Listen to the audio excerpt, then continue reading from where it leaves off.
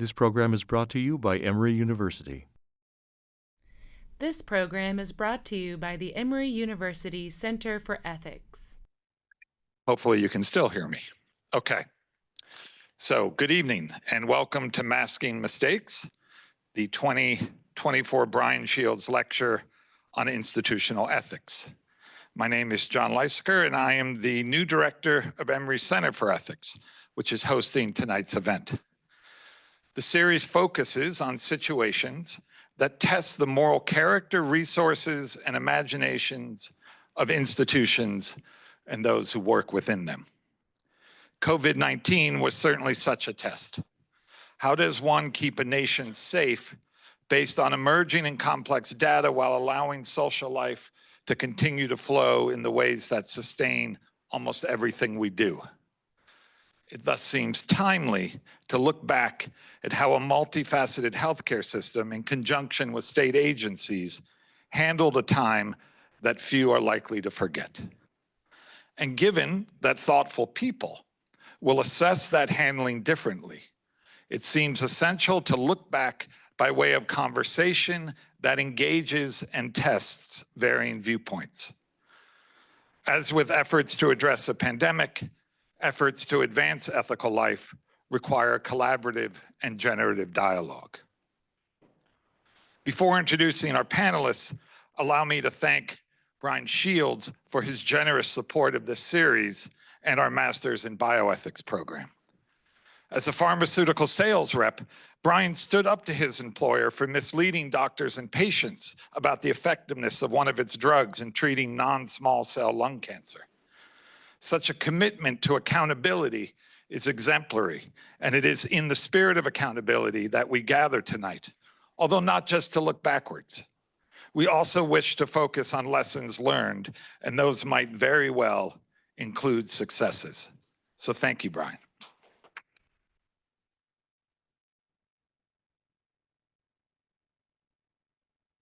Let me now introduce our panelists.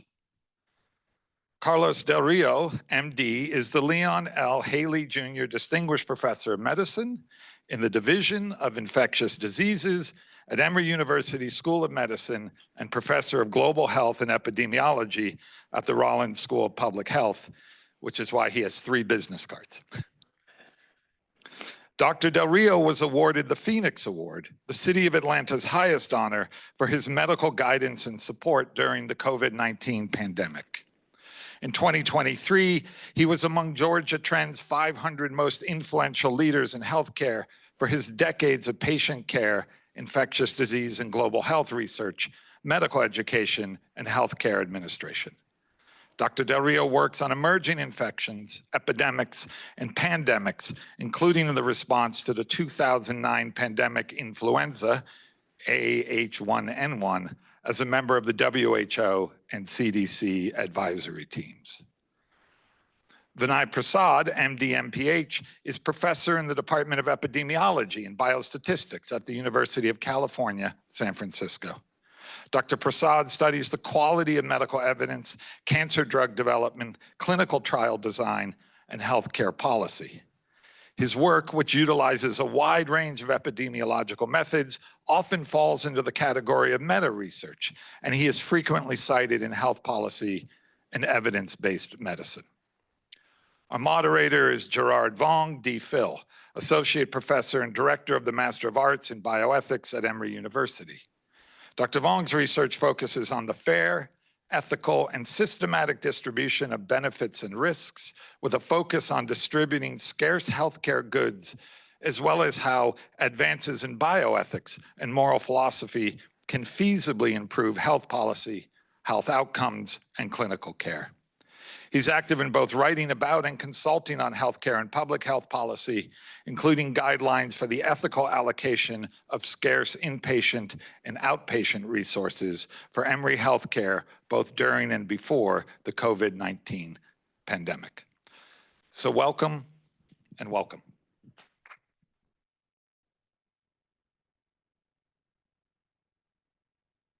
So thanks everyone for joining us. I think this is going to really be a really rich and productive conversation. I'm just going to say a few words about the plan for me as a moderator and the structure of the evening, so you're sort of prepared going forward.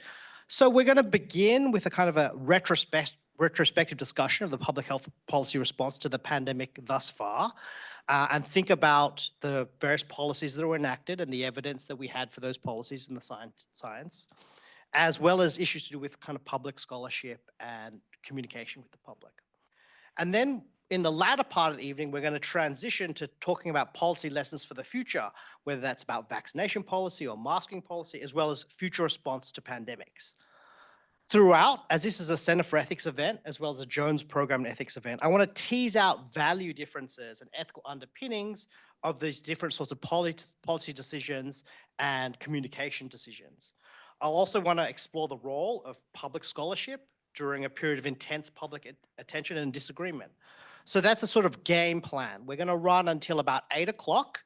And then after that, we're going to have a reception outside. So if you want to stay and speak to any of the speakers or one-on-one or as a small group, that's an opportunity to have that as well. We have solicited questions from all of you in advance. And so I'm going to try to take those into consideration. If there are questions that come up during the event, then there are note cards for you to sort of write on. And if you don't have any of those and want to get them, I'm sure folks can help you on the back here. And without further ado, I want us to get started. So just as a starting question for either of you to answer, or both of you to answer, I think, what do you view as the kind of the biggest successes in response to the COVID-19 pandemic? And what is it about them that made them successes? Because I want to talk about the wins first before we talk about some of the mistakes. Successes. So that folks online can hear. Okay. Is it working? All right. Well, thank you all for having me. And thank you for the Center of Ethics for putting this on. Special thanks to Dr. Del Rio for coming. I think that's really important. The biggest successes, in my opinion, I would say the single biggest success and probably the thing that surprised the most people was the rapid development of a vaccine and multiple vaccines that had remarkable efficacy in the fall of 2020 for symptomatic SARS-CoV-2, the primary endpoint of the studies, and for severe disease, which was shown in the randomized trials of Moderna. I think that, and I say that as somebody who's extremely critical, and I'm going to get critical about how the vaccines were mandated, pushed in younger populations, but for older non-immune people in first quarter 2021 and in December of 2020, there was no greater success, and that to me is a remarkable drug development success. I would agree. I think that Operation Warp Speed was truly a successful story, and it was I think what people frequently don't realize is that, in normal times, you develop a vaccine, you do the clinical trials, and then you wait for that to show efficacy or not, and then after that, you start manufacturing and production. What Operation Warp Speed did, which was, I mean, they did many things, but one of the things that they did very successfully is they said, let's put the money to produce these vaccines, produce them at the same time that literally the phase 2 and 3 studies were starting. And if we get to the end and they work, we have them. If we get to the end and they don't work, we wasted money, but nothing else. I mean, you throw them away and that's it. And I think that was really very different because, there's no other study that I've ever been involved with in which you have a successful development or successful outcome of a study. I mean, I'm just recently involved in a study testing a drug called lenacapavir for HIV prevention. You can't buy it. There's no availability, and there's not going to be for years availability for this drug. It's going to take a long time to scale up production to have enough to really be used at a population level. And that was a very remarkable success and something that, again, several things came together very well. The technology came together, mRNA technology, the fact that the group at the NIH had been working on understanding what the uracil change that was done in the spike protein that made it more immunogenic, that was unstable, that was very important. And then, clinical trialists shifted to do this. I mean, my teams that have been doing HIV research for years all of a sudden started doing, we've done HIV vaccine research, but all of a sudden we turn into doing, COVID vaccines. And that became, and clinical trials sites rapidly scaled up and enrolled, over 200,000 people. That was incredible. That was very, very, I would say, something not easy to truly put in perspective of what a successful process that was. And that took almost no time. We went from discovering a virus to having a vaccine ready for clinical administration in less than 10 months.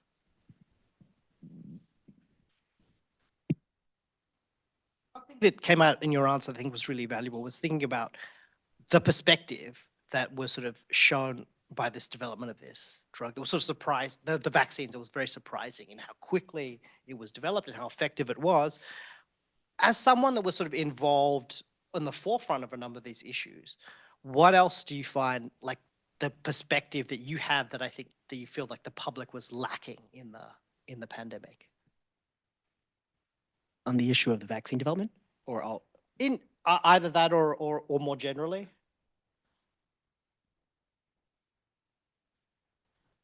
Say the question again. Yeah, sorry, my fault. So you had a special, both of you, I think, had this special role during the pandemic, thinking about the policy developments as they came and writing about them in an effective way to the public. But I think there was a gap, I think, between what the public was, the information the public was getting and some of the information that's going on in the meetings in the CDC or meetings in academic universities. And so what do you think was the biggest kind of gap between what you could see from your perspective inside academia and inside thinking about policy and what the public was seeing as the pandemic unfurled? It's a really interesting question. I guess I would say, one, you give me too much importance. I was a humble professor just in clinic every week and taking care of cancer patients and doing my work in epidemiology. But I think there's some misconception there, which is I think that there's a spectrum of knowledge. There were very few scientists who they themselves would interrogate the primary literature coming out of Wuhan, who would interrogate the papers in Nature Medicine, Science, the preprints, read it themselves, and formulate their own thoughts. Then there's a huge spectrum of scientists, even with all the credentials and titles you can imagine, who merely leaned upon the New York Times for interpretation or leaned upon what they heard from a friend and didn't directly interrogate the evidence. And then there's the reporters who had their own trusted sources, who placed a lot of stock in traditional media channels through NIAID and these things that have been developed for many years. And then there's the lay public who kind of gets the end of this sort of mix of messages from the media, and also, let's not forget, social media, podcasts, and all this non-traditional media. And I guess I reject the premise that I had any special knowledge than anyone over here. I think anyone who actually downloaded the preprints and read it would have come to some different conclusions along the way than if you were just sort of digesting that media narrative on what was going on in the pandemic. And I think there are people in this room, one I know in particular, whose background's in computer science, who was one of the best readers of the scientific literature. And there are people I know on Twitter who have all the credentials in the world, who are some of the most misleading figures in science interpretation. So that's how I would sort of answer your question. Yeah. I mean, I think that a couple of things happened. Number one, this was the first true pandemic of social media. So I think the amount of information and the speed of the information was like drinking from a fire hydrant. It was very hard to keep up with everything that was coming. I remember, in 2009, I think Rich Besser really became an example of the kind of communication that you need to have. And Rich was in front of the camera every day and speaking in very clear ways and making very clear what I think is really the model of communication during a pandemic, which is, this is what we know today, this is what we don't know, and this is what we're doing to find out. And we'll tell you next time when we know about that. Back then, I was talking to David Senser, who'd been the director of CDC during the swine flu pandemic of 1979. And I said, Dave, when you were director of CDC, how many press conferences did you have? Because here the CDC director was having a press conference every day. And he said 4. The day we said we had an outbreak, the day we said we had a vaccine, the day we said that the vaccine caused Guillain-Barré and we stopped the vaccination, and the day I was fired. I mean, that was it, you know? There were no more than 4 press conferences. And during 2009, there were daily press conferences. Here, literally, you know, you couldn't close your eyes and not see a new piece of information. You couldn't close your eyes and not see a new, you know, study posted on medRxiv or medRx or some place in a preprint. And so a lot of information was being generated, and a lot of information was crap. And it was very hard to discern, even with a lot of knowledge, to figure out what was what and when and how things, you know, how to stock up things and how to put things. So I think we were in an and if that and that applied to pretty much everybody. So we all, you know, what you knew today was not what you're going to know tomorrow, but you wish you knew it today. And the information changed so rapidly that I think it, you know, to me it felt a little bit like, you know, canoeing down rapids. You were just being thrown in one direction or another by the amount of information, and you didn't know how much was noise and how much was true and what you could trust and what you could not trust. And that, I think, in a way, if I can say this, too much information created a lot of noise that was very difficult to to to to uh, to navigate through. Yeah, I think that information fire hose is a real effect, especially when you combine it with not just what's going on, the information from science communicators, but also from the public and social media more broadly. One area of interest, I think, amongst the Jones program participants at this event is thinking, how can you be an effective communicator of science when you're in an academic institution? How can you be ethical and effective given that kind of atmosphere, that kind of information atmosphere? And I think you're both really skilled communicators. So I'd like to hear from you about how you think you can effectively and ethically communicate in that kind of environment. I think that's kind of you. You know, there's an old saying in medicine, which is if you come to a cardiac arrest, person in front of you, their heart's not beating, they're not breathing, the first pulse you should check is your own. In other words, don't panic, you know? Ground yourself. Don't come at it from a state of panic. You're gonna make a mistake. You have to have that little bit in medical training that you go to a cardiac arrest and you know what to do. Yeah, somebody start chest compressions while you look for the IED, you know? What does that have to do with the pandemic? I think the thing that's only missing part, I agree with everything that's been said, the only thing missing is the fear. I think in contrast with many other pandemics and global infectious disease concerns, this was one of the first times where many of the people, the professors, the ID doctors, they themselves were very afraid, and perhaps even rightfully so. They had seen sort of anecdotes of doctors in Wuhan who were taking care of patients, and then they ended up on the vent and dying. And not just old people, but young people as well.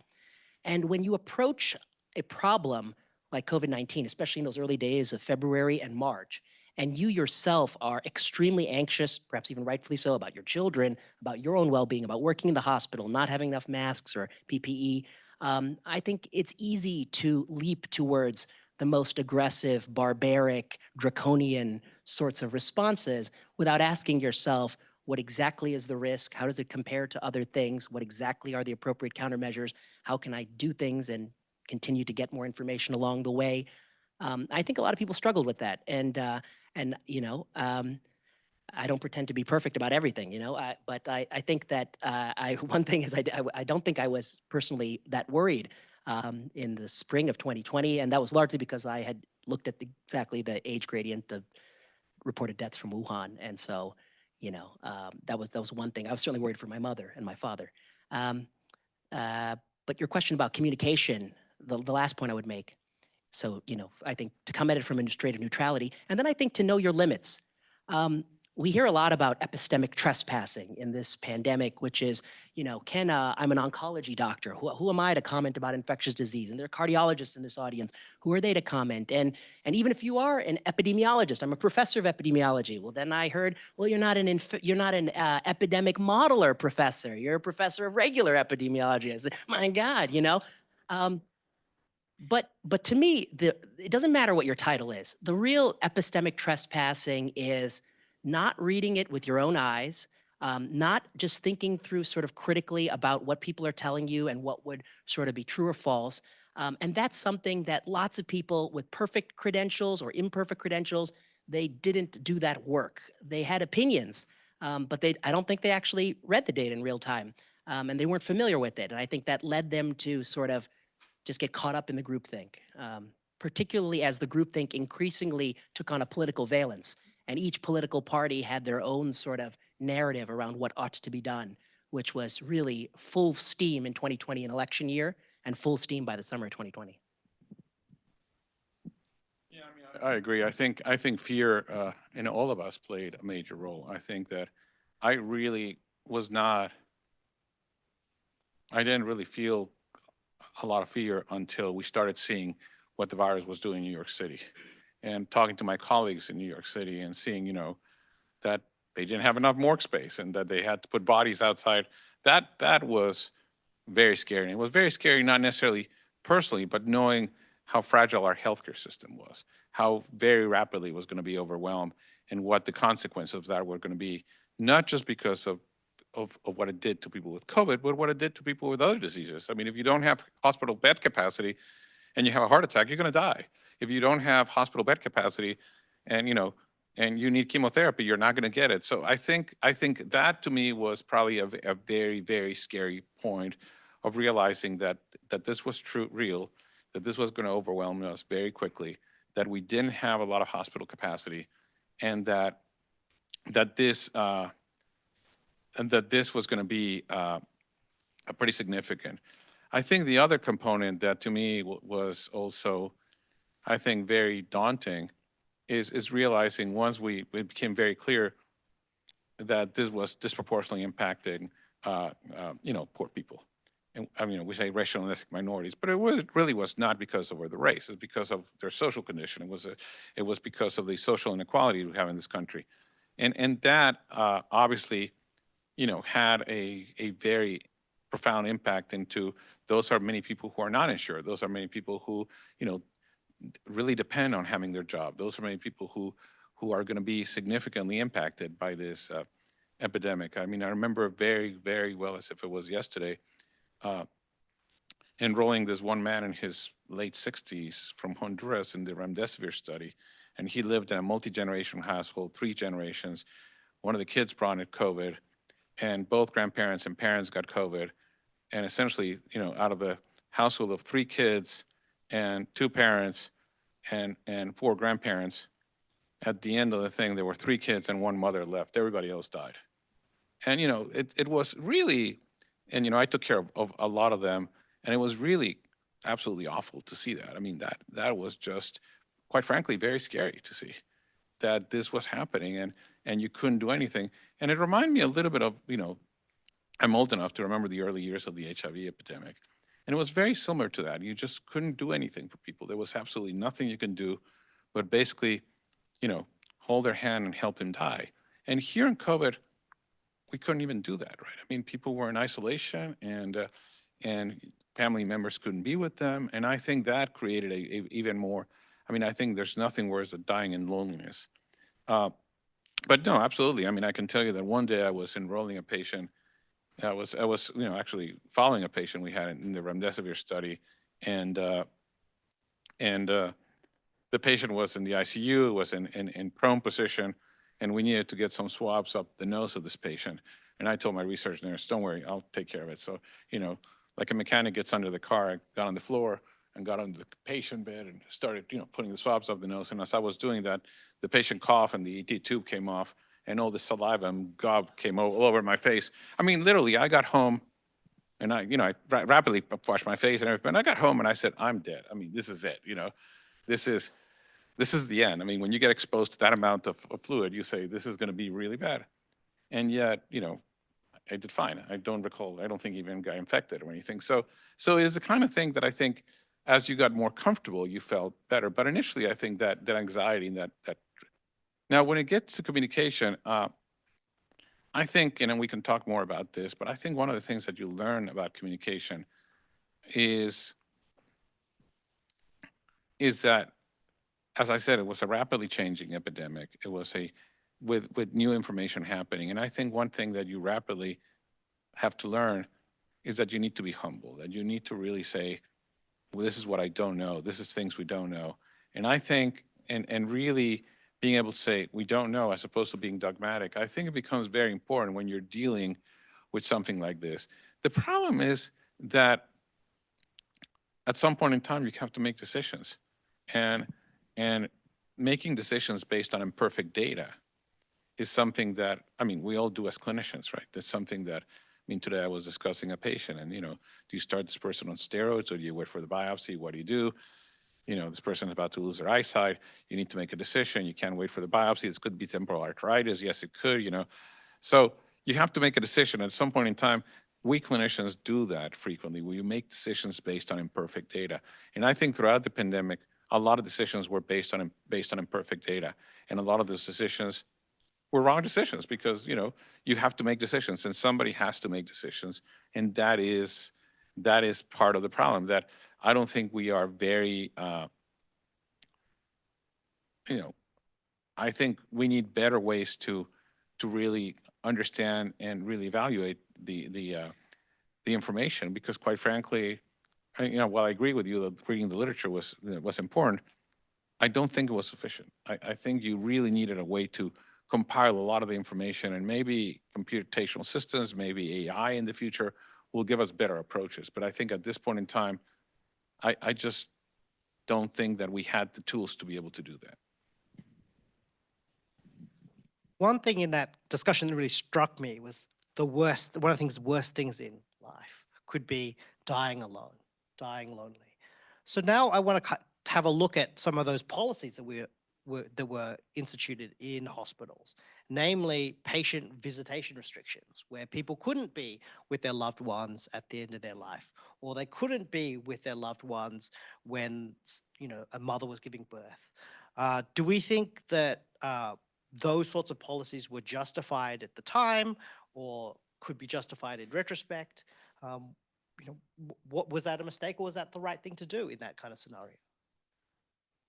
I guess, I thought it was a mistake at the time, and I said as much. And I think by 2021, we published a paper, a systematic review of hospital restriction policies. Why do I think it was a mistake? I think one of the things you said is very important, which is that there are things worse than death. And worse than death is if your child is dying of leukemia and one parent has to sit in the car because they can't be with the child dying of leukemia. That's worse than death. And these hospitals implemented these policies in a very panicked, haphazard, inflexible, intractable manner, a way that did not lead to any evidence generation. The best available evidence showed no impact of these policies on transmission. They were implemented regardless of what local transmission rates were. They were implemented with no provision for family members to be tested, implemented with no provisions for makeshift PPEs. There were no studies ever done of these policies, and they contributed to tremendous moral injury among providers who have to enforce. As a doctor, I'm asked to enforce policies all the time that I don't agree with. And in bone marrow transplant, which I've done for many years, one of those is visitation policies. But as is often the case, sometimes as a doctor, you cheat a little bit. You say, oh, you want to visit the person? You don't have your vaccine card? You just come with me. Let's go get this visit going. Because that, that's part of the oath of being a doctor, to do what's right for the person, and that may not always be following the hospital policy. I think that was an extreme weak spot of the pandemic response. Those decisions were made often by people who are not practicing physicians.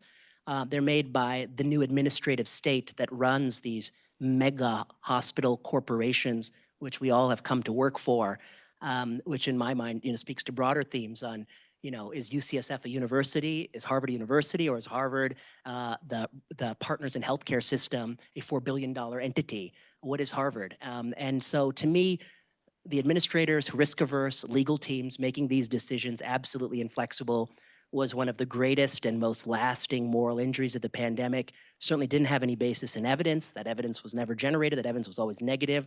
And I called it a human rights violation in a viral video, I think in 2020.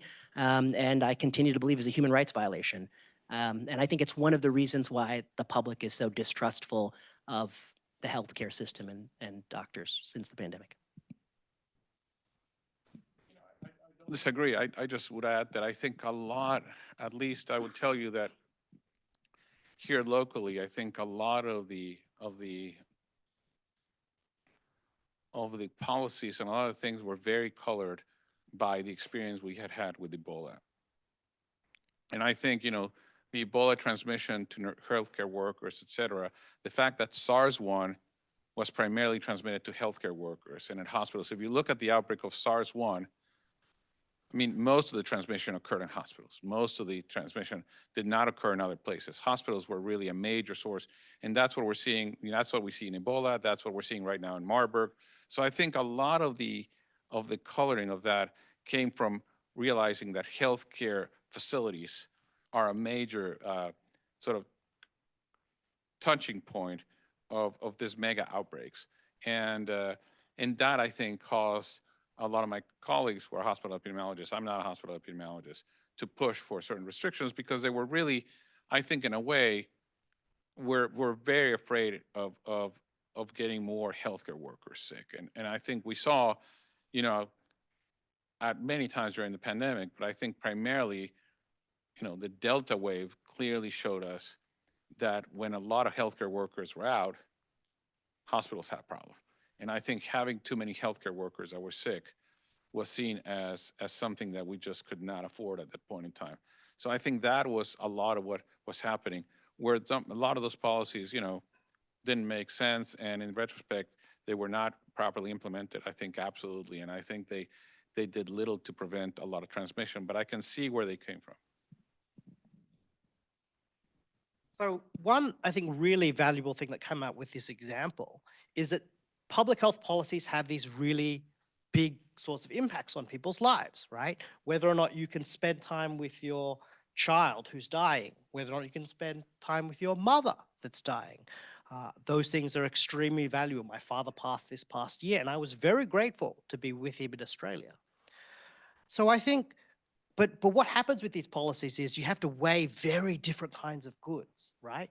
The good of companionship versus the infectious disease impact of transmission of a disease.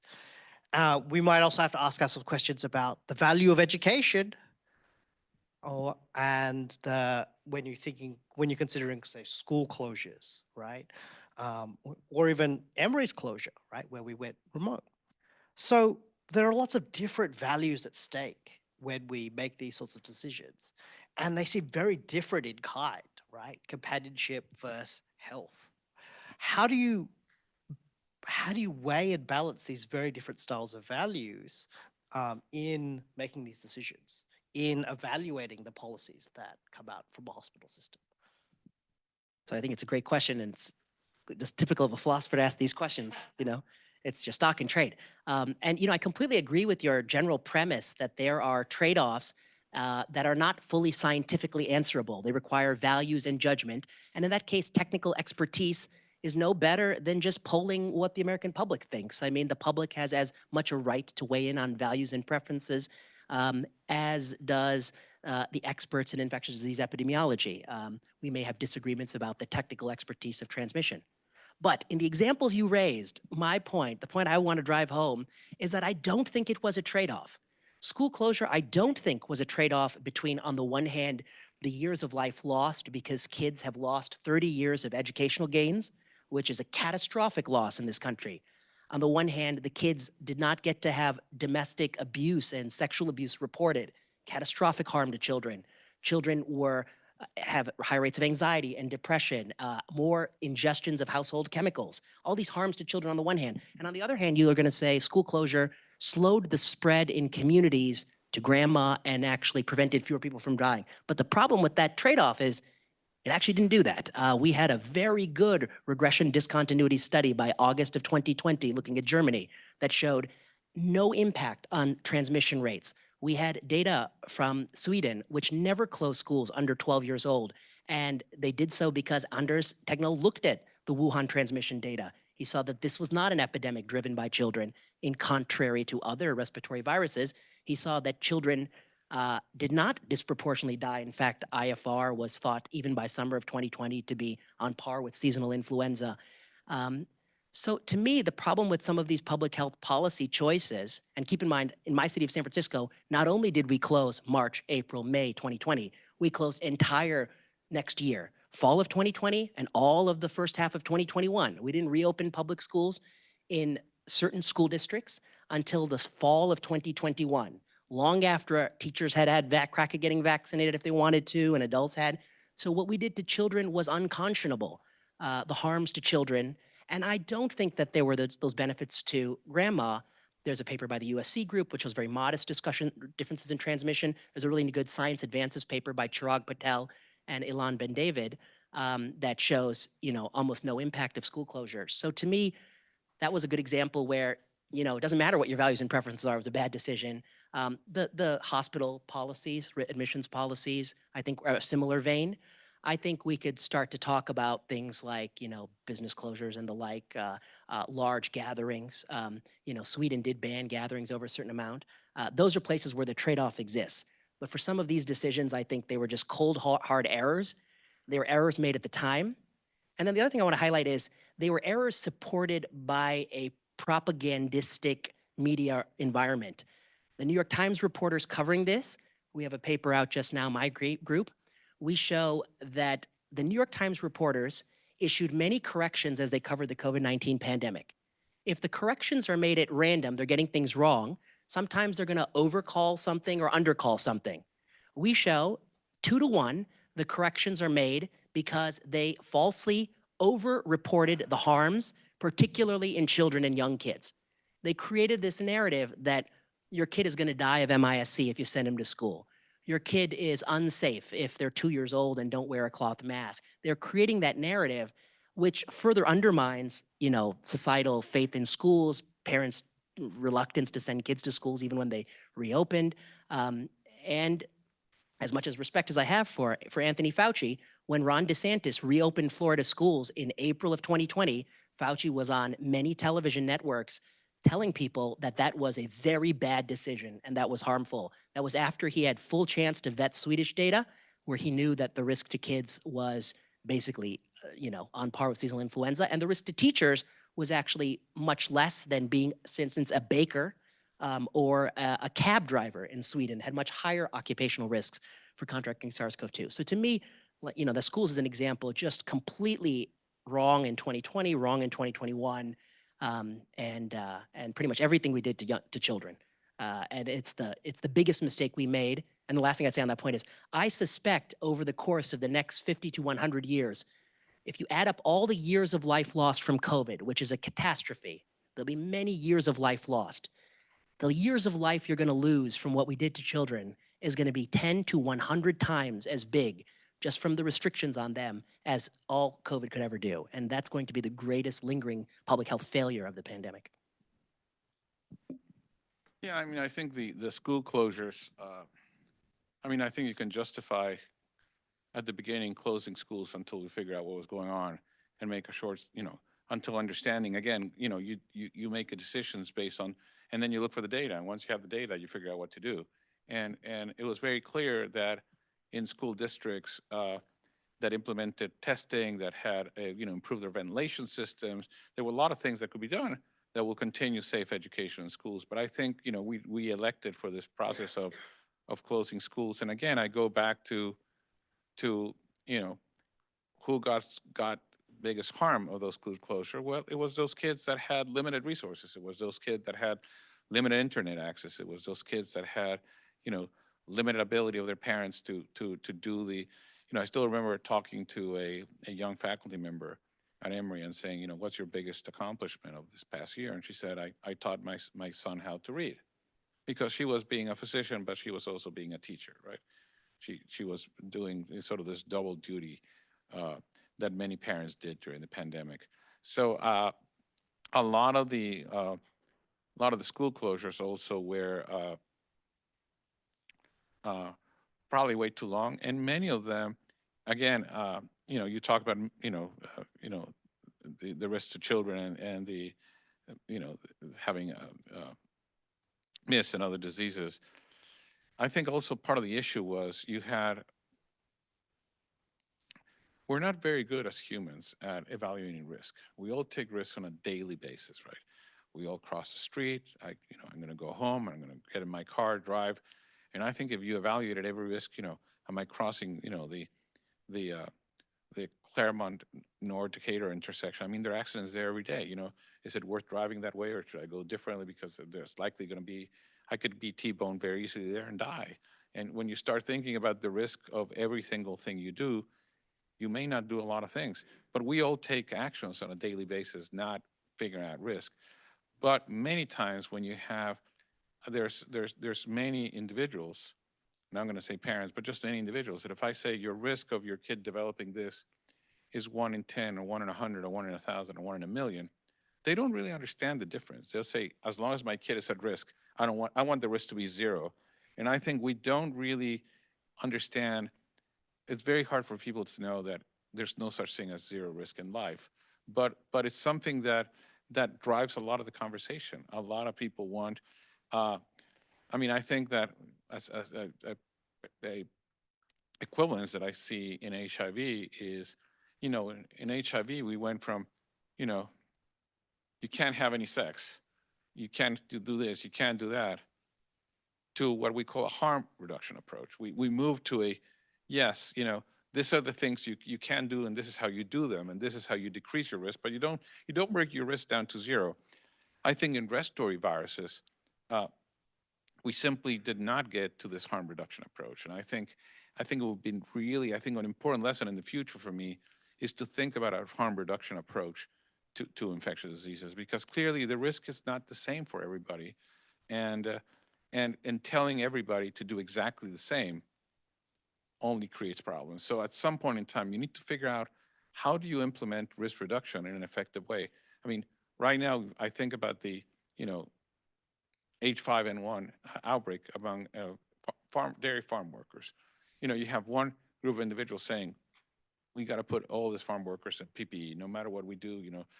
Yeah, but you go to those farms and they tell you, look, you can't do your work if you're in PPE. Plus, it's going to be very hot, and they're not going. So, what is a harm reduction approach? How can you minimize the risk? What kinds of things can you implement?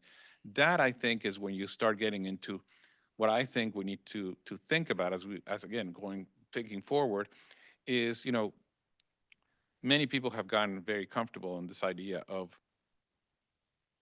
sort of individualized medicine, and you make decisions based on the individual and their genetics and other things. I think at some point in time you need to get to something that we may call individualized public health. You really need to think about public health interventions being very different for different individuals. And I'll give you the example right now about, and we're going to go to COVID vaccines later, but CDC says everybody 6 months and older needs to get a vaccine. And you say, but why? And they say, well, because we rather just have one policy and make it simple. And then you have the Europeans saying something very different, because they're saying, no, let's focus on the higher risk individuals. Let's make sure they're up to date in their vaccine, because these are the people that need it the most. So I think we have fundamentally two different approaches. And I think that's part of what the future needs to be, is what exactly is what those public health, how can we do individualized public health? Now, there are two other things that I think we need to be very clear about as we're having this discussion. Number one, let's not forget what this pandemic was like. I mean, I think, in March of April, I think, of 2020, I was having a conference call with, Debbie Birx and others, and we were talking about what it's going to be like, et cetera. And there were many quote unquote experts in that call. And I think Fauci said, well, maybe 50 to 60,000 Americans will die. I think if anybody back then had said 1.1, 1.2 million Americans are going to die, you would have been told crazy. I mean, you would have been said, you're insane. The reality is the impact we saw of this pandemic in this country was particularly severe. And I think one important lesson that we haven't learned out of this pandemic, why was the impact so severe in this country? It was so severe because of the enormous health inequities we have. When I hear about Sweden as a comparison, Sweden doesn't have the health inequities we have at the level we have. Sweden people have access to care, people have, housing. There's so many things that make Sweden so different than America that it's very hard to make those comparisons. If Sweden, if America was like Sweden, our mortality, our disease would have been very different. And I think that's clearly something that we haven't learned, and we clearly haven't learned. So at the end of the day, are we, we get another pandemic, a similar pandemic today. Who's getting H5N1? Is not the farmers, is the farm workers, right? Is the people that have less access, less resources, the sort of the more disenfranchised population are the ones that get impacted. What I do is HIV. What's the biggest risk of having HIV? Being poor, being in the South, being black. I mean, San Francisco HIV epidemic looks very different than the Atlanta HIV epidemic for a variety of reasons. So I think you really need to start thinking about this, as I said, individualized public health, and that's going to require a new way of thinking about public health. I mean, I like his points. I think when it comes to law, the probability and risk, I think, is very interesting. For instance, in April of 2021, we had reports from Europe that AstraZeneca and Johnson, the adenoviral vector vaccines, had a risk of something called vaccine-induced thrombocytopenia and thrombosis, a runaway blood clot disorder of 1 in 40,000 in women between the ages of 18 and 40. Now, 1 in 40,000 people said on Twitter, I saw many doctors say, well, a woman's risk of getting a blood clot on oral contraceptives, is a lot higher than that. So no big deal, just keep giving J&J to these young women. The problem is 1 in 40,000 VIT is absolutely catastrophic in a 20-year-old woman. That is brain herniation, that's death, that's runaway platelet clot, that's coma, that is irreversible neurologic damage. I saw that same signal and I wrote many op-eds in 2020 saying that Johnson & should not be offered to young people under the age of 45 or 50. It should be given to people in whom the risk of the amount of benefit you can get has got to be much bigger than the risk of VIT you tolerate. And young women, the risk of VIT is bigger than the benefit you could get from the vaccine.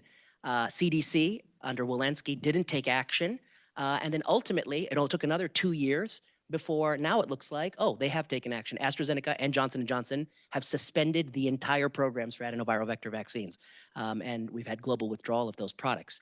Similarly, when I think it was February 27th, 2021, the Jerusalem Times reported that when Israel, which was a partner with Pfizer, vaccinated all of the young men in the military, they had a 1 in 3,000 rate of dose 2 myocarditis or inflammation of the heart from the Pfizer-BioNTech vaccine. I saw that in February, and by May, we had reports from the European CDC sort of broadly consistent with that rate. Some estimates were about 1 in 15,000, 1 in 20,000. And I said that that's so problematic that you need to reevaluate that strategy. I wrote op-eds in the summer of 2021 saying you need to lower the dose in young men, space the dose apart, omit dose 2. Norway spaced the dose and Canada spaced the dose from Quebec, from Ontario province data. And if you space the dose, you get less myocarditis. Again, CDC took no action and FDA took no action for 1 more year. There was a post-marketing commitment for Pfizer and Moderna to test for blood heart damage release in the blood, something called troponin, in people who were vaccinated but may not have felt chest pain. Those post-marketing commitments are still outstanding. They have not actually demonstrated that. So to me, I think there was an exuberance that, I think Carlos makes a great point. For me, older, non-immune person, that's where all the priority should have been on vaccination in first half of 2021, not forcing college kids in second half who may have already had COVID to get dose 2 on schedule. That was a self-inflicted wound by public health and driven by sort of established entities that should have not known better. And then about poverty, I think income inequality. I think he makes the correct point, which is that all plagues, all pandemics hit the poorest people the hardest. Ironically, also restrictions hit the poorest people the hardest. The poorest people bore the brunt of the pandemic and the brunt of the restrictions in school closure. I do think comparisons to Sweden are not you can't compare US to Sweden, but I do think that many things we did, had we done completely different, we were destined to do poorly because we have deep-seated inequalities. All the countries that have the highest excess mortality for the last 3 years, Bulgaria, United States, they're all the countries that have had, Peru, long-standing income inequality. And all the countries that did well, New Zealand and Sweden, the 2 that did the best, absolutely opposite pandemic measures, but much more equality. But that's a lesson that no one's gonna take home. I think he's right. That the most profound lesson is what are you gonna do about inequality? And it's unfortunately just getting worse. Yeah, And I think, again, that when you talk about our nation and our public health, I mean, I think another thing the vaccine, the COVID proved, and I think, it continues to be the case, is that public health is run by the states. So you had, you know, 50 different policies in 50 different places, even school closures. Every school district was able to do something different.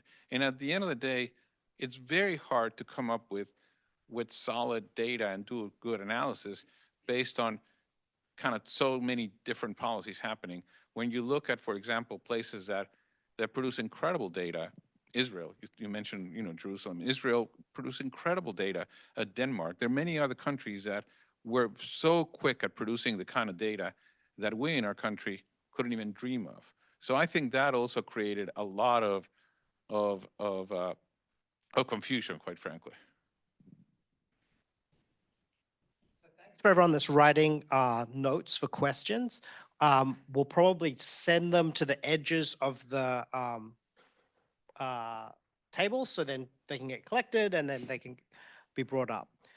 But in the meantime, one thing I wanted to ask is whether you thought there was a trade-off between sort of simplicity of public health messaging and simplicity of public health policy and the kind of difficulty of implementation if you were to try something more individualized, right? This kind of harm reduction approach where you're segmenting off different parts of the population. Do you think that comes with a certain cost in terms of either the messaging and the effectiveness of the messaging or in terms of the implementation of the policy? I guess I think that there's a long-standing school of thinking around the public, which is that they need simple messages, repeated often, no uncertainty. They can't hear any debates. I just reject all of that. I mean, in all my public health communication, I've always tried, perhaps imperfectly, to just say exactly what I actually think with all the complications and carve-outs and nuance and caveats. And I think the public is ready for that in 2024. And I think that's the reason why, the media outlets that have just completely dominated the market is not CNN, not MSNBC, it's not the New York Times. Their readerships are plummeting. They're losing reporters. They have dwindling budgets. It's people who sometimes you don't agree with, but they give a long form, nuanced interview. It's Joe Rogan, it's the podcasters, it's the Substacks, it's this sort of unfiltered, unvarnished. Unfortunately, I think because the establishment, public health, and universities didn't, I want to make a point of that. We didn't, in my department of epidemiology and UCSF, we didn't do something like this. Not on Zoom, not in person.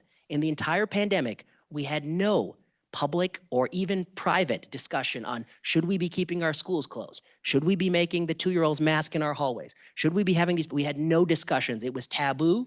It was something that could not be articulated. And in the vacuum, where universities, I think, abdicated their responsibility to allow people who felt differently to say what they thought, even other professors, it was filled with, I think, these third-party sites. And I think, many of the people they featured, they say some things I agree with, how the politics of the pharmaceutical industry has led us to an exuberant vaccine policy that makes them a lot of money, but, may not be best for us. I can agree with that. There's some truth to that. But they also say some things I don't agree with. If we had just given everybody a medley of vitamin C and ivermectin, hydroxychloroquine, we would have cured everyone. So they're not picking people, I think, who are exactly pursuing what I think is the truth about what happened, and that's a vacuum. But I guess your question is, should public health dumb down or simplify the messaging in an effort to get more adherence or be more consistent? I just think that's not tenable going forward. Not in a society where people have so much access to information directly, not in a society where people are so educated, not in a society where people can see you are hiding something, you're not being fully honest. I think you will lose trust. And I think proof is that's what happened. The trust is obliterated. I mean, every public opinion poll shows down, down, down, down.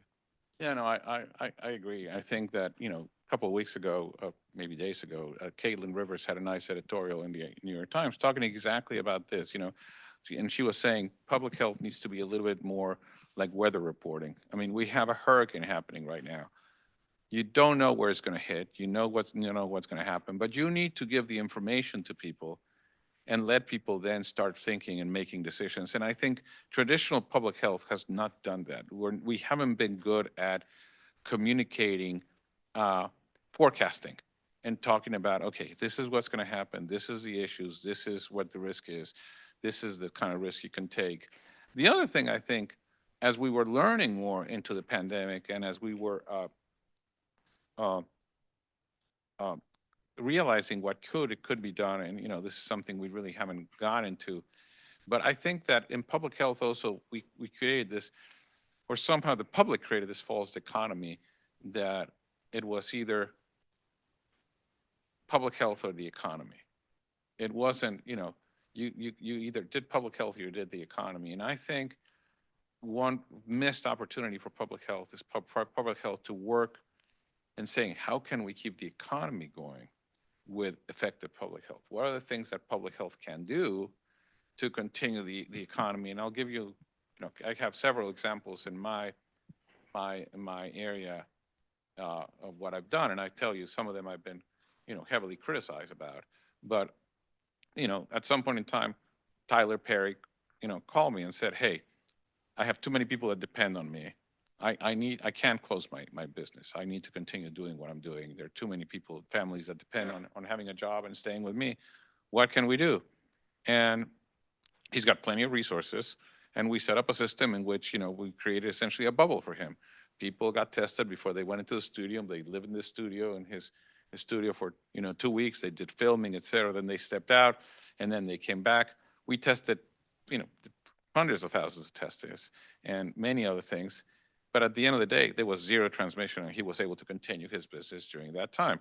At some point in time, with Delta Airlines, they were essentially right around, Omicron. They were essentially running out of pilots and flight attendants. And, the holiday season was coming. People were traveling. What do you do? And, again, we made the informed decision of saying, look, after 5 days, if you're asymptomatic, you can return to work. Man, I still continue to be criticized for that. As you look at Twitter and, people kill me about the fact that I was one of the people that wanted to kill pilots and flight attendants by having to return to work after 5 days. I didn't say having to return to work, but if you're asymptomatic and feeling fine, and we did the same thing in our hospital. We were running out of healthcare workers, and we said, look, if you're asymptomatic and you are fine, wear a mask, but we need you back at work. Don't stay home until you're negative, because that may be 15 days, that may be 20 days. Who knows how long is it going to take until you test negative? At some point in time, we're telling people you couldn't come back until you test negative twice. Well, with Omicron, guess what? We were running out of healthcare workers very rapidly. So I think, you also need to modify your policies and you adjust them based on what you need to do to preserve the economy. And I think public health really needs to look at how to work with the economy in order to continue doing what needs to be done. So I just want to add, that's really well said. And I think that everything he's talking about is fundamentally a pragmatic public health strategy, which is what I learned when I went to public health school 15 years ago. It's pragmatism. And I just want to make one point that I think hasn't maybe not always explicitly made, which is that COVID-19 is unique virus, of course, but unique to 2019. You take the same virus and you teleport in time to 08 or 99 or 89, and you would never have gotten the same pandemic response. Why? It needed a certain bandwidth of internet and a certain rise of technology corporations for us to embark on the idea that so many people, upper middle class and white collar workers, will stay at home for so long and not get laid off and continue to do their job. And that needs a certain Zoom culture. Who benefited from it? Amazon. They destroyed mom and pop stores. Zoom benefited. The technology companies have every interest in perpetuating their market share by keeping you trapped at home and addicted to their pointless devices, depriving us of things like this, which are much better. If the same thing happened in '99, we would have gotten a much more balanced response, even 2008, when the internet wasn't so fast. And everyone would have been doing exactly what Carlos is suggesting. They would have been having more bubbles and getting back to work. And people who've already had sick and recovered, we'd say, you do a pin drop test, prove antibodies, you're ready back to work. Natural immunity, come on in, come on in, come on in. We wouldn't have had this absolutism where, in my hospital, we're firing. I was in my clinic, and I don't want to say exactly who. There was somebody in my clinic who's really important, who had COVID and recovered, but didn't want to get the vaccine. And then by the third quarter of 2021, that person was fired. And I said, I don't care what they didn't do. I need that person in clinic tomorrow because we are drowning in patients and that person is going to save more lives. And she had COVID and she's recovered. She's not going to be spreading COVID, so you don't need to worry about her. And that to me was the sort of absolutism that's fundamentally antithetical to public health, which is, in my opinion, a pragmatic field, or should be. And that to me is one of the most greatest disappointments, is how so many people became such absolutists, including many of the federal policies, which were absolutely, I think, too much. So I want to move us to thinking about the future and future pandemic response and future vaccination policy. But before we actually do that, I want to highlight a few things we've already been discussing, right? So I think we've talked about providing more nuanced forecasting and public health information to the public. We've talked about the importance of addressing socioeconomic inequality, both for its own sake, as well as sort of improving health and public health. The importance of not putting necessarily economic goals and public health goals in competition with one another, but to try to work together across those things to, to achieve good social aims in general. I wanted to kind of ask now what you think are like the biggest lessons that we've learned from the response over the last few years, moving forward to think about how we can do better, both in terms of policy with response to COVID now, as well as for future pandemic response policy. Well, I mean, Dr. Del Rio knows I've long admired him, and I think he's a very balanced and nuanced thinker. And I think, unfortunately, he's not everybody in public health. I think there are a lot of people who would not agree with a lot of these things. The people who criticized him, for instance, for dropping the requirement that you have to keep testing negative before coming back to work. I think that absolutism streak still is quite prevalent in our profession, and that's a problem going forward. And I think that, I know I was at a pandemic policy conference at Stanford on Friday, and I looked on the internet and I see op-eds written why that conference should not have occurred. I think this sort of attitude that we shouldn't and we can't talk about what we got right and got wrong with people who disagree is extremely poisonous. And that is one of the most poisonous attitudes in American politics and in policy today. In terms of what we could do better in the short term, I'm a big critic of the current FDA plan to have a yearly fall booster for every baby over 6 months old until they're 110 years old. I think that this is a problematic plan in the absence of any data. If I've had 6 shots and COVID 4 times, how many more shots am I supposed to get in my life? If you ask Peter Marks, 1 a year forever. Does it matter if I'm 15, 17, 22, 6, or 87 if I'm in a nursing home? We need some randomized evidence. We need some policy that's commensurate with risk. And the reason I think that's so important is that every single year, the COVID vaccine booster is changing the formulation. And we know there's something about one of those formulations that caused myocarditis. It's related to spike because Novavax has myocarditis too. It's not mRNA, it's spike. So one day they're going to change it, and you might get less myocarditis, but one day you're going to get more myocarditis, or you're going to get Guillain-Barré, you're going to get something you don't know. And if you get something you don't know with a safety signal of 1 in 250K in a 90-year-old patient in a nursing home, I think it's an acceptable safety signal. If you get it in an 8-year-old who just had COVID 3 months ago, it is a public health catastrophe, and it will subvert the last ounce of trust in routine immunization. And so what I think Peter Marks and FDA are doing is reckless and irresponsible. It's not consistent with the Europeans, and one of these days they're going to shoot themselves in the foot when they just happen to get unlucky. That's one policy I think we could improve in the short term. The second is, in my hospital, we have a new regime in place, which is called the respiratory masking season. October 30th, 31st, you can go in mask-free. November 1st, everyone's got a mask up in the gift shop, in the lobby, in the hospital. I'd like to see a cluster randomized trial of this policy before we do it for the next 50 years. I'd like to see someone test it and alternatives, different types of masks, or maybe no mask at all, or maybe have it depend on the local prevalence of respiratory viruses. I think if we're going to keep doing this for 20 years and we're not generating evidence, I don't know how we can expect anyone to take us seriously. In terms of the long-term pandemic impacts, I'm not necessarily super worried about about widespread transmission of bird flu, but eventually there will be a pandemic. I don't know, will it come in 2 years, 3 years, 25 years, 30 years? I suspect if it comes in the next quarter century, it will be a very tough time because people are still sore about COVID and you're going to have a very divided country where what Georgia does and what California does will be absolutely different, and people are going to move to go to the place they want to live in that has the policies they like. I think it's going to be a really bad time. In 25 to 50 years, I think people forget. And it's very possible that we have a similar response or a different response. And I'm not sure we've learned too much. So then the last thing I'd say. So in Science Advances, these researchers did something interesting. They took all these countries and their COVID-19 transmission data, and then they took whether or not they had business closure, limited gatherings to less than 10 people, closed the schools or not, whether or not they had mask mandates for kids, for adults, for over 5 years old, for over 12-year-olds. They put all this in a model. And they said, you know, you can run a study to see which of these predicts spreading COVID-19. And they ran one study. But then they say, you know what, you might adjust for like age and population characteristics like obesity. So then they run a second analysis. And they say, well, you might also adjust for race and smoking. So they run a third analysis. And then they said, well, there are lots of things you can adjust for. So they ran all possible analyses in the data set, which turned out to be 100,000 different analyses.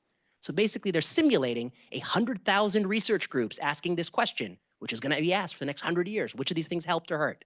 And what they got was every possible answer you can imagine, that these things helped or they hurt, but mostly that they didn't do anything. That's the answer to the paper. And the point of this paper is that there's not going to be consensus because of the way in which these policies were implemented. I think in 15 years, 20 years, or 30 years, public health officials will not agree on when school closure should be deployed or not, when we should keep people out of hospitals or not. And because we, I fear, did not learn that much from the pandemic, we are extremely vulnerable. And the last thing I'd say is, you know, people talk about politicization of science. Why did politics take over science? And we blame the politicians. And of course, nobody likes politicians. I don't like nobody likes a politician. Why would you be in politics anyway? But we as scientists, we should blame ourselves a little bit. We ran 0 studies of 3 feet versus 6 feet, 0 studies of masking 2-year-olds or 5-year-olds, 0 studies of whether people in the community should be told to wear KF94s, N95s, surgical masks or cloth masks. 0 studies in this country were run for non-pharmacological interventions by the person on TV telling you what to do and controlling a $5 billion research budget to run such studies. That's a bad legacy for science. And in a vacuum where science doesn't tell you what works or doesn't, politicians will happily tell you what works and what doesn't. And they'll tell you ivermectin was the cure that you were deprived of, or they'll tell you that if your 2-year-old masked a little bit harder, your grandma wouldn't have gotten sick. But neither of those claims have any good evidence to support it, in my opinion, and they're just feeding a vacuum that was a scientific failure, in my opinion. You know, I don't disagree. I think that we're worse off today than we were at the beginning of this pandemic. And that is a reality that we need to be very clear about. And hopefully, 50 years from now, we will all be dead or forgetting about it. So there'll be a new generation that realizes what's going on. I think two additional things that I would say with COVID. I think the spectrum of long COVID colored a lot of decisions that people are taking. And again, I go back to people that say, I am not going anywhere. I want, again, go back to this whole issue of zero risk. I want zero risk of getting COVID because I don't want long COVID. And as the risk of long COVID has gone down, you have a group still that wants zero transmission, zero COVID. On the other hand, I think that we are at a point that we clearly need to transition thinking about COVID no different than we think about flu and other respiratory viruses and put it into this category. We have some things. One of the things when you say that lessons learned and things, I think, wastewater surveillance has been a very positive development in my mind, and something that, again, is really giving a lot of very useful information. And when you think about, hospital policy on masking, rather than a date, you could have a threshold. And you say, in your community, your wastewater surveillance, during COVID, I put the example of wearing an umbrella. I mean, if it's the day forecast, it's a sunny day, you don't go out with an umbrella unless you're very worried about getting, sunburn. But most of the time, you don't take your umbrella. But if your forecast is, 60% chance of rain, you will take your umbrella. If you see the forecast from wastewater surveillance that there's X amount of transmission in your community, you're more likely to mask, you're more likely to do certain things that if you see your wastewater surveillance going down. So I think that this is not something that that we need to think about, I'm surprised and also, going on a date, right? November 1st. Why November 1st? I mean, could have been August 1st because we just went through a huge COVID surge in the middle of the summer. And as I say, when people say, well, COVID, season or not, and I say, yeah, it has two seasons: air conditioned season and in heating season. In the northwest, in the northeast, when it's very cold in the winter, people are indoors and there's COVID. In the southeast, when there's very hot outside and people are indoors, there's COVID. So clearly the seasons are related to what people are doing. So I think looking at wastewater and other things could potentially give a lot of information. And again, we're not using a lot of the data being generated to inform what we're doing. So I think one of the hopes that I have, I don't think it's a lesson, but going forward, is that we will be able to use data in a more sort of proactive way and react to data. Again, going back to forecasts, if you have a hurricane heading towards you in Florida, you will evacuate. But if you are living in an area that is not going to be hit by a hurricane, there's no need for you to evacuate. And we need to think about how do we make those decisions based on data. And again, going back to and giving people the data and allowing people to use the data, because I think the other thing is people want to be treated as they want to get the information. And I think we need to figure out how do we communicate in a way that people understand the policy and are able to challenge it and are able to have a discussion and having I think a civilized discussion about things is going to be really important going forward. The problem is that I think in this politicization or I would say very divided country that we have, I think we think that you solve problems by who screams louder and who has a bigger voice. And the reality is, I think we need to figure out a way that we can have, we could disagree, but not necessarily be disagreeable. We can not agree in the policy, but have a way to discuss it and have a way to challenge it. And again, if your hospital has this policy, you should be able to go and have a discussion with your leadership and say, why? Give me a reason behind this. Let's discuss the reasons. Let's have a thoughtful conversation and try to understand where is this coming from. And I think having those discussions going forward is going to be something that will become very important. It's not about, we may not agree in everything we do, but clearly, again, I'll put the example of my, I have a 35-year-old son. He called and said, Dad, should I get an updated vaccine?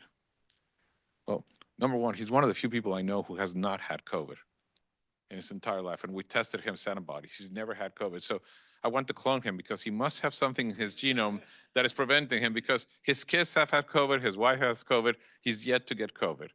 And I said to him, look, you've had, I don't know, 3 vaccines or 4 vaccines. You're 35, you're going to be fine.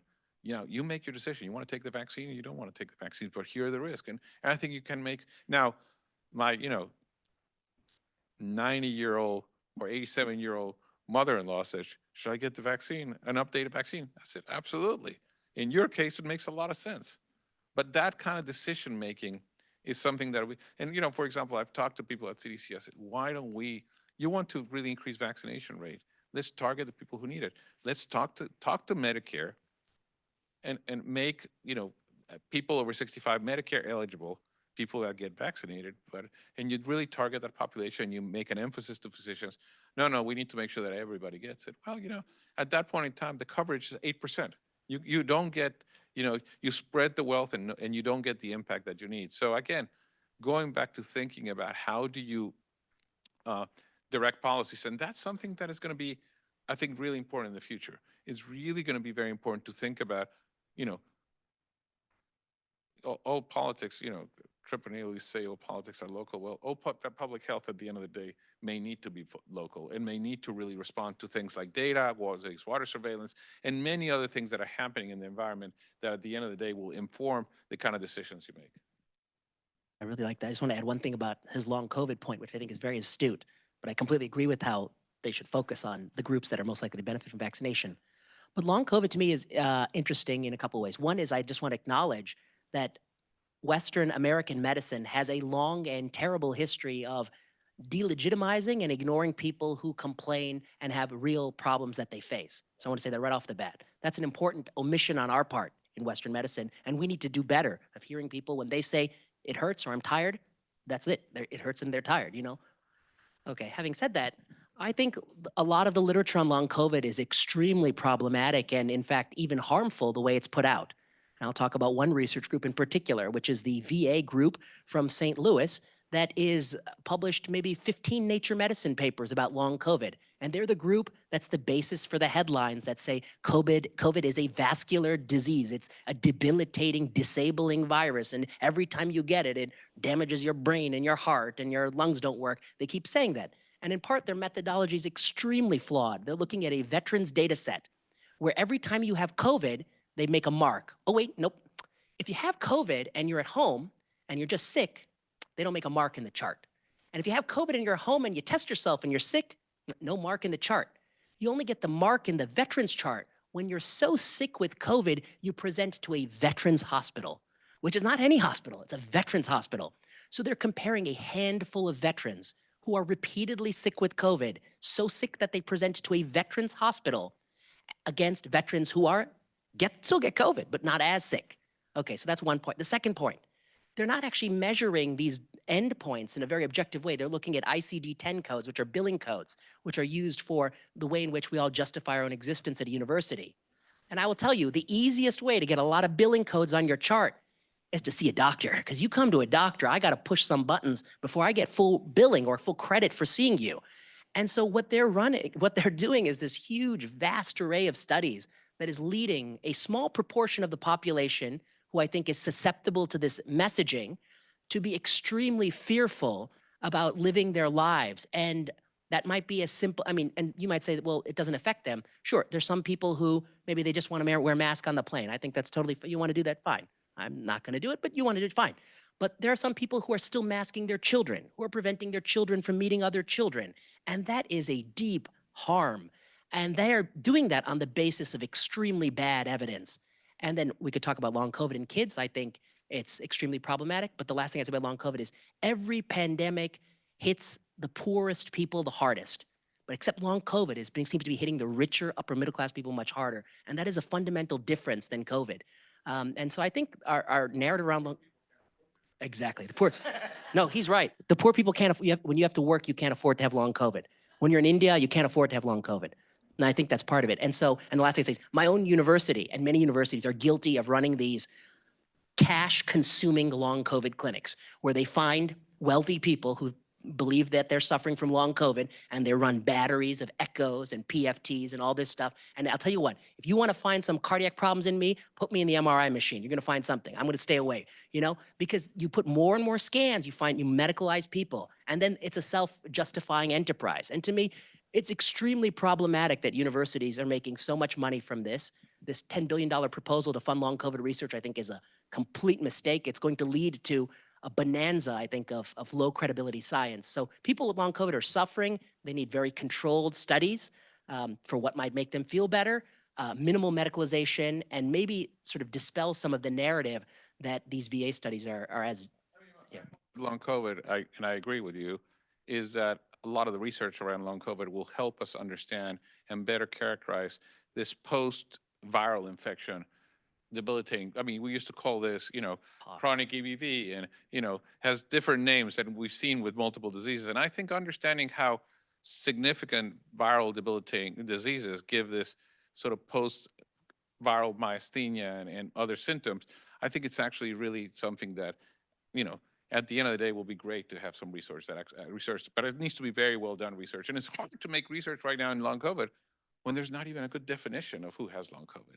And that makes it very, very hard, because at the end of the day, when you're trying to do epidemiology, you know, sort of the 101 of epidemiology is define your disease, define your population, define what you're looking at. Thanks for everyone who's submitted questions, both online and in person. We have a bunch of questions, so we're not going to get through all of them, but I'm going to try and consolidate them. And the first consolidation is there are a lot of people that are asking about trust and how, we could have been better at maintaining the trusting relationship between public health institutions and the public. And in particular, people are asking, would it have been better if we admitted the mistakes? or that we admitted uncertainty, or that we engaged the public more in policy development. So I want us to ask that question: what could we do? What could we have done better if we were in our communication, and what can we do better going forward to rebuild that trust? So again, you know, I always look at things at the ends. You know, everybody, you know, carpenter looks at every, you know, piece of metal, it's a nail. You know, so as an HIV investigator, I remember the early years of the epidemic. There was incredible mistrust in what the government was doing, what researchers were doing, and I think trust started to build when you had community involvement and when really people at risk and living with HIV became part of the clinical research enterprise and they became part of the policy decision. And now we take that in HIV as normal. That is what happens. But I think that lesson needs to be spread way beyond HIV. We really need that involvement of people at risk of a disease and people, you know, with a disease to be involved. And, you know, we're great to have people with diabetes actually in part of the decision whether GLP-1 agonists ought to be used or not. I mean, we need that community engagement. I think is very important in regaining trust, because the only way you don't lose trust is if you have the community trusting you. I was involved many years ago in a study called the STEP study. STEP study was an HIV vaccine study that was using a vaccine, an adenovirus vaccine, adenovirus vector vaccine developed by Merck. And I still remember rounding in the hospital and getting a call from the person running the study of Merck, and he says, "Please have a seat. I have some news for you." And basically the news was the DSMB had shown that people getting the vaccine were more likely to get HIV than people not getting the vaccine. And, you know, talk about a study where you're getting really slapped very significantly, right? And then we had to call every participant and tell them before it hit the newspapers, et cetera. But then we had to have this community forums. And I think what I learned is that, you know, when I called the Emory lawyers, the first question I got is, are we going to get sued? You know, that was their biggest concern. And I said, no, because I think we have developed this, we have this long history of this community trust that I think we're going to be okay. And indeed, at the end of the day, we were fine and many people were fine because the community was part of the study. So I think, number one, you regain trust by not creating differentiation, but really by involving community. Number two, I think you need to recognize mistakes. And I think a really good done analysis. I mean, I think it's been unfortunate that Congress really hasn't done a actual very good look at the COVID response and let's get the lessons right as opposed to make it political, right? Because this is not about whether the virus was released or not, or whether you're, this person was lying or this person did. It really needs to be done. An independent commission needs to really come up with this is the lessons learned and these are the things and this is what went wrong and let's understand what we did. And as you're doing that, you have to repair your mistakes. You have to really put resources into, if we didn't do well in schools, what can we do to help those kids catch up? Because there are interventions that could be done so those kids actually are not left behind. And what are we doing to do that? So I think you then have to do the reparations necessary to correct your mistakes. And, again, we're a country of resources. You can actually do that. And then the third thing is you have to have very clear communication. And I think the level of communication, the way we need to communicate in this day and age of very rapid communication, of social media, et cetera, of 24-hour news is very different. And I think training people in public health and anybody in health about communication, it's really important. And 99% of people, the way we've been communicating is not the way we're going to be communicating in the future. And that, again, is going to require really many of us to really be, I think at a critical, skill in public health has to be communication training. And most schools of public health are not teaching that. And when they're teaching, they teach you how to communicate at a scientific conference. But this is not about communicating p-values at a scientific conference. This is about communicating, findings to the public where they can actually understand it. Yeah, those are great suggestions. I think I completely agree that need for a bipartisan COVID-19 commission, just like after 9/11, to try to come to some agreed upon truths.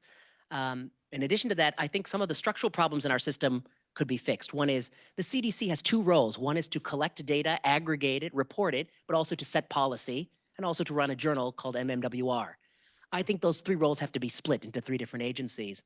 If you are the one who wants to have a mass vaccination campaign for 4-year-olds, many of whom have had COVID, and you're also the one reporting the child death statistics, what am I to think when, as we've documented in some paper, that you've routinely exaggerated and incorrectly reported the child death statistics?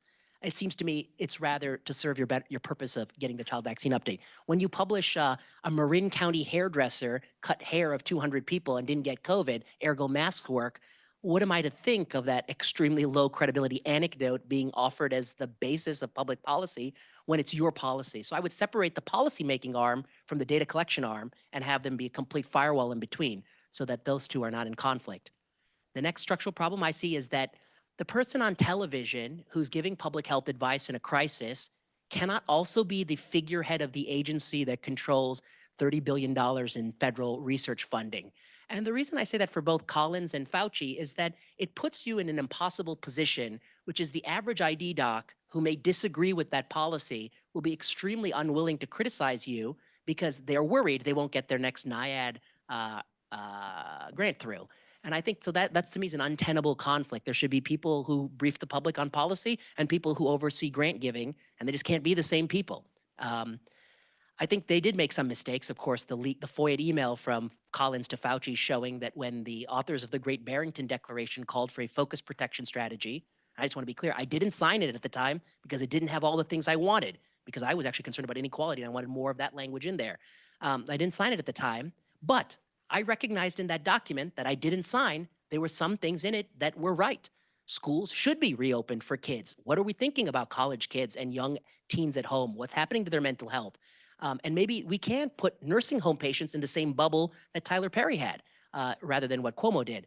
And so, but instead of having a dialogue about what might be the compromises of Great Barrington Declaration, Collins' email to Fauci says, we call for a swift and devastating takedown of these fringe epidemiologists.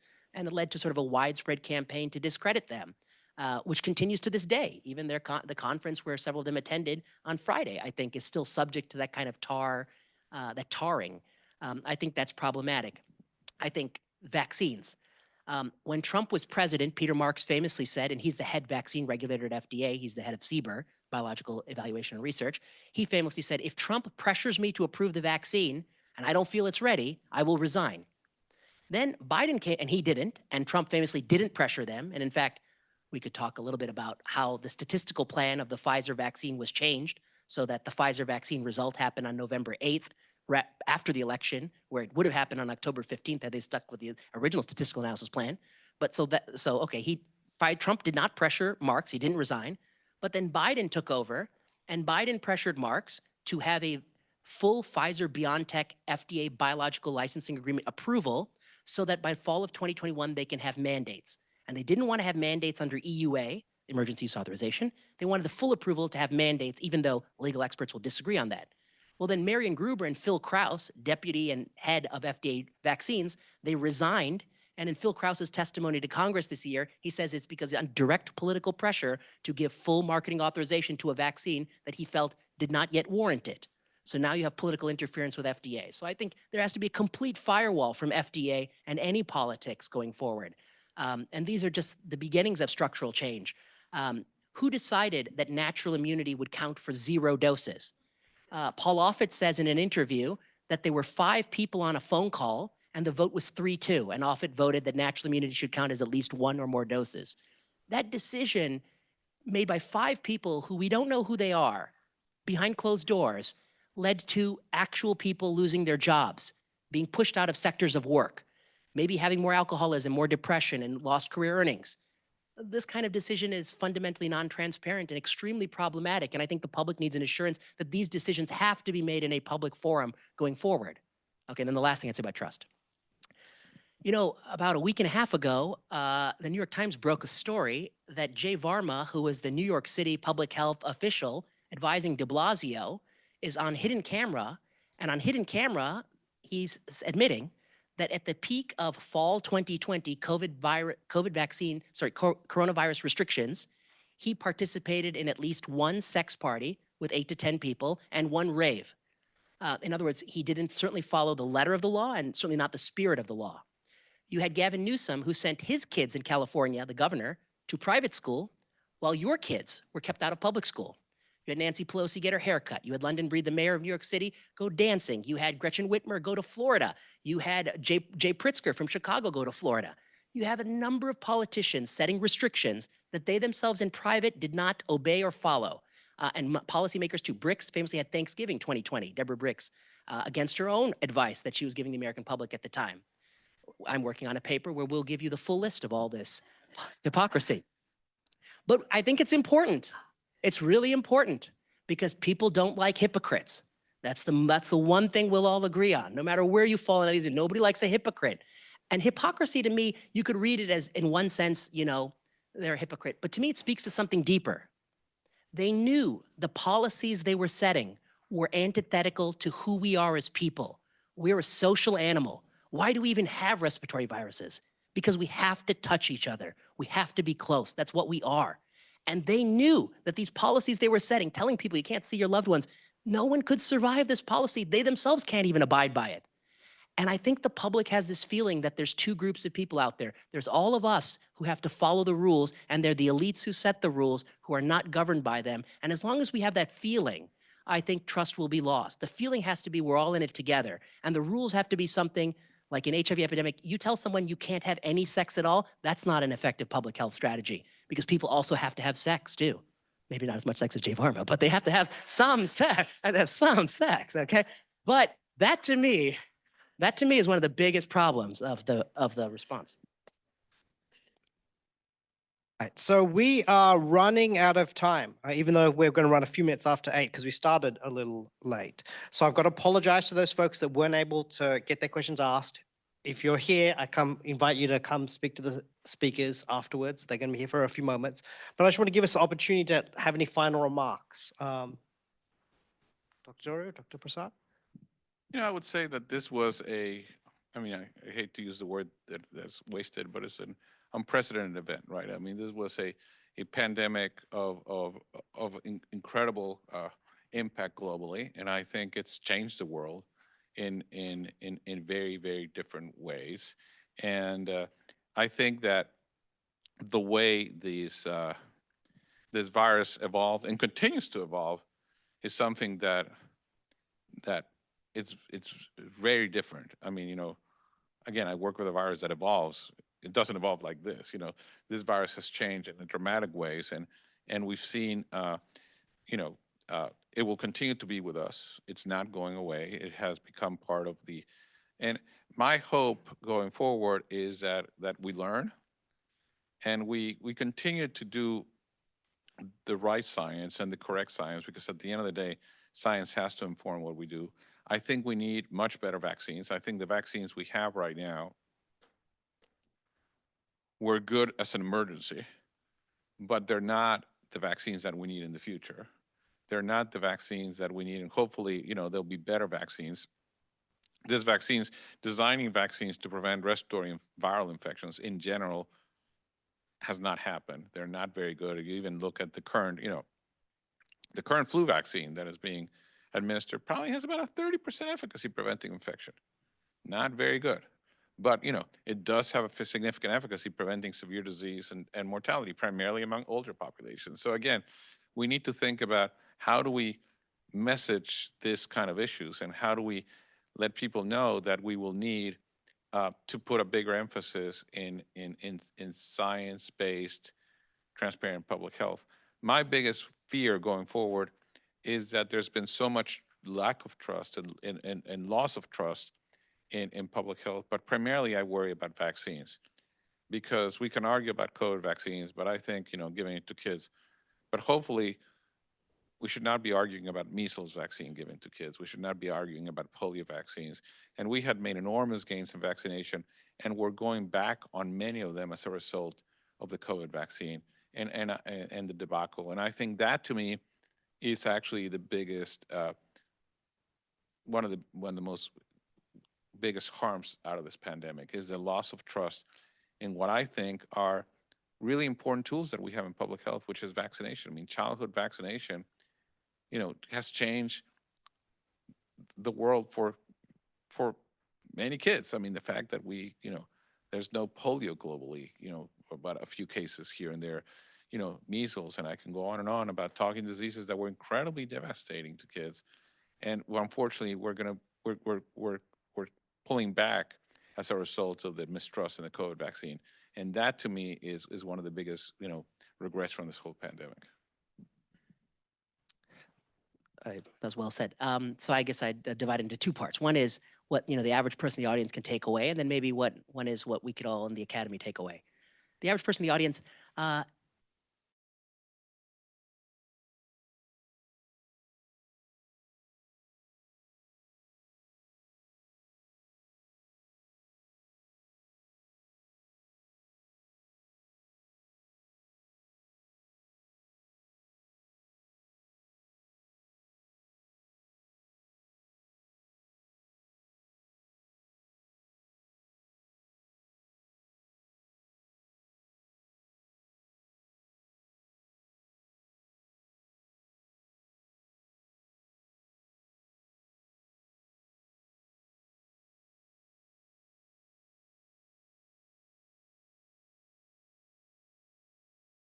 the vaccine, and he didn't want to wear a mask.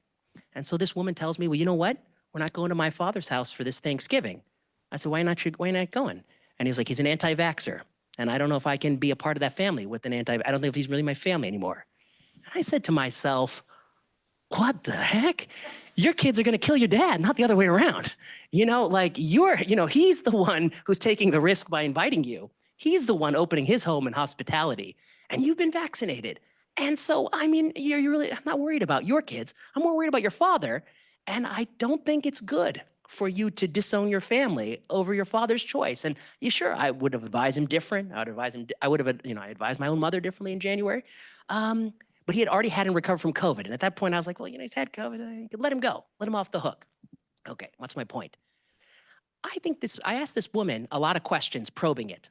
And the more I asked her about why she felt so strongly she can't go, I came to the conclusion that she actually couldn't really articulate it well. She didn't actually know the evidence that well. And so the thing I would ask everyone in the audience is, you probably have beliefs about every part of what we talked about.